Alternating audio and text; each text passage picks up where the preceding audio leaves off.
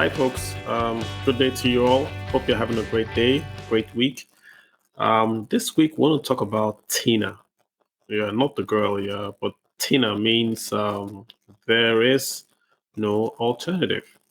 And Tina's become a very popular phrase in finance circles, and it's used to describe a situation where either the Federal Reserve or the central bank or a large player in the economy is the only buyer or the only offerer of marketable securities at a good risk.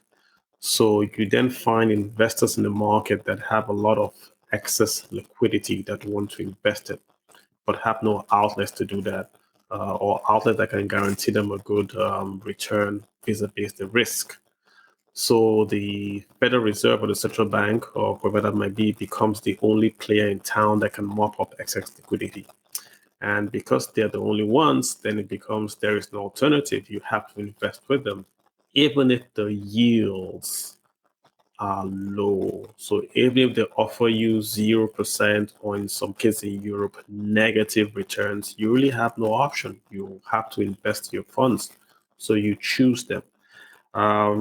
So Nigeria is an interesting situation. We've been coming off um, rates that have been double digits. I remember way back in 2017, Treasury bill rates were nearly approaching double digits. Right now, I'm looking at the rates on the latest auction. This was November the 11th.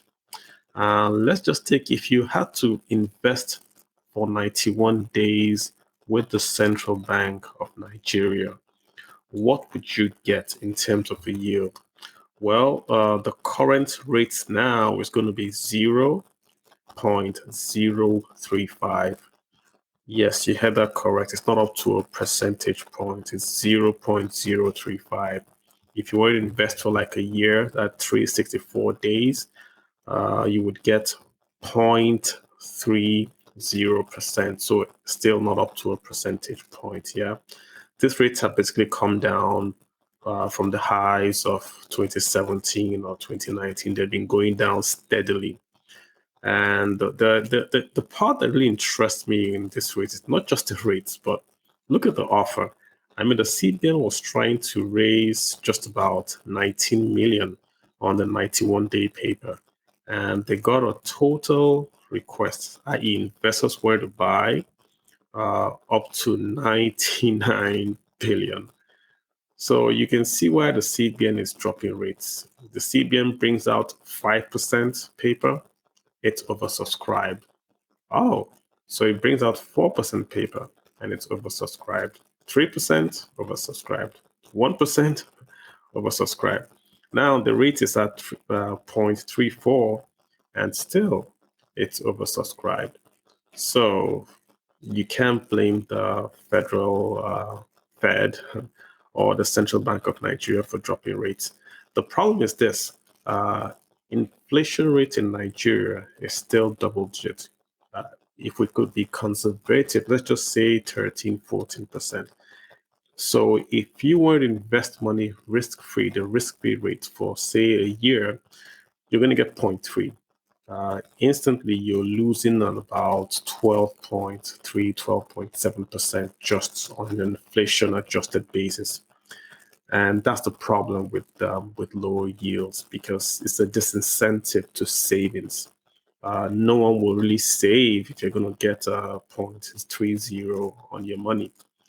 So it's two things happening here. Number one, the CBN is trying to reduce the cost of them refinancing or them borrowing money from the private sector. That's one. And also, number two, the CBN is also trying to pressurize banks to go out and lend. Because clearly the inference of this low rates is this. If you had ₦1 billion in your vault, would you give it to the CBN at 0.3, or would you lend it out at, say, 5%? Well, the math say lend out at 5%. And that's where the CBN is trying to push people to. CBN is trying to say, hey, go out and lend this money, create risk assets, and then let the people invest those funds. And then you can make a return. You just can't put the money in the CBN vault and get a return. Yeah. So on that note, you can see where the CBN is going to, and you can see the point that you're making, which is valid. banks and financial institutions in the private sector are set up to connect the capital deficient areas with the capital rich areas. So you have capital or you have cash, you give it to a bank, and then the bank takes the funds and give it to an organization or a firm that needs capital. That's why they are created. They receive deposits and they make loans. So we want to ask ourselves, who is at fault here? Why is the Nigerian financial sector, the private sector, not creating opportunities to take up this T.I.N.A issue that we have? Why aren't they doing it? Why aren't they saying, okay, we're going to do infrastructure bonds to build a railway from, say, Lagos to Ibadan or Lagos to Calabar? And that will soak up a lot of billions of naira to invest in that project. And the rate will be much, much higher than 1%. I can guarantee you that, people would invest in that, not just the Nigerian banks, the diaspora. So when you come back to it, it's a systematic problem in Nigeria that people, or should we say in this case, investors that place money with the banks are risk adverse. They want to invest money for short term. They want to invest money without the risk. That's why you see 99 billion chasing just 19 billion on offer by the Central Bank of Nigeria. It's an oversubscription, more than double the offer that the CBN is making, because everyone is running to risk-free, to safety. So the question is, why is everyone going to safety? Well, because the investing environment is not conducive to invest. I explain. If you had to set up a factory to, say, make rice in Nigeria, you would have to create your own power, probably your own water, probably your own security. Then you'd have to do the logistics and take the rice from your farm to the market. You'd have to collect funds. You'd have to open a bank account. Then you have to deal with the government, the rates, the fines, the fees, and all that. If you add all that in, all the sweat capital, all that in, it scares people. It scares investors.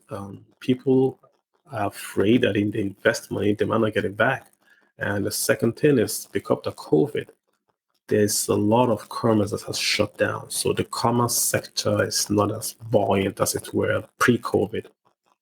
So this has pushed investors to say, okay, we're just going to take a breather till COVID is over, and then we can continue what we're doing. And that's basically what's leading to the situation. That's one explanation. Remember what I said, the CBN is also deliberately pushing the rates down to finance their paper cheaper. But they can only do that because there is no alternative, because the private sector has refused or cannot or does not have enough paper to present to counter the very, very low rates that the CBN are offering. So we're back to square one, as it were. What would happen if CBN took their rates negative? In which case, CBN is going to tell the pension fund administrators and the banks, if you place money with the Central Bank of Nigeria, you would pay us a fee to actually hold your money and not invest it. Will then not be the spark to make the private sector then create these opportunities? Will that then cause all these funds chasing risk-free to then start to take risks, start to create jobs, start to create projects that can be financed? That's a question I don't know the answer to, but it's a good topic for a podcast, don't you say? So I think the key thing for us here is this. There are two issues going on. Number one, of course, the environment with COVID has decimated opportunities. And number two, the CBN has got a policy. Every banker would have a policy to borrow cheaper. So it's not a nefarious policy. It's actually good balance sheet management. Those two things are going to be with us for a while. I would say for at least for a quarter or two. And really, what needs to happen really is investors have got to ask themselves, can they afford negative rates? The pension fund contributors have to ask themselves, can they take negative rates or low rates at this level into their portfolio for the next year or two? Because every year that there's inflation for 13%, that means you've lost a real return for that year. And that's going to be a carryover into your portfolio and will ultimately affect the return. So to summarize, T.I.N.A, there is no alternative. Caused by too much money, chasing too few risks assets created by the sovereign, in this case, the Central Bank of Nigeria. It could be the Fed, anywhere it is. And once that happens, you then see rates start to plummet towards zero. The ideal situation should be that the private sector should counter T.I.N.A by giving opportunities to investors to put their monies at a higher risk, but at a higher return. But we don't see a lot of that. And that has got to change. Otherwise, like I said, every contribution right now in a savings account, in a pension savings account, is going to make a real negative return. And that should worry everyone. All right, guys, I'll see you next week. Thank you for listening. If you do have any questions, we're on Twitter, FinPlanCaluAjo1. Send me a DM. I'll respond. Thank you so much, guys. You have a good one.